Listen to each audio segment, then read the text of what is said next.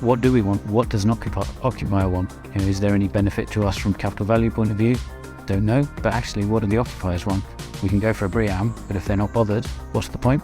So we need help on that, because there's just so many options. So what we've seen a lot of is people buying very broad products that do lots of things, but actually when an occupier comes along, it's like, well, no, we don't need 50% of that. So we'll just turn that off, or, well, we can't turn it off, it's in the service charge. So that's really where it's understanding, there is valuable things out there, but actually the role of real estate that plays in that has to be relevant. All of this stuff and all this data needs to all link in together, because you don't want to log on to 100 different pieces of tech that are solving a small problem. And that's the one thing, even around ESG. I mean, we're talking to a landlord, ESG is that part of that much of their job. And they don't necessarily need to see their ESG data and their performances on a daily basis.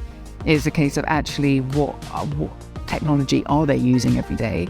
So is it an asset management platform, or how do the ESG data feed into the wider piece, and how can they just move seamlessly from one to another rather than logging into everything? And I'm guessing that would go back to an occupier as well, as to what do they need, what do they have access to, and how does it all feed into then what the landlord needs as well, which might be they want data around occupancy and everything else, but how's that shared?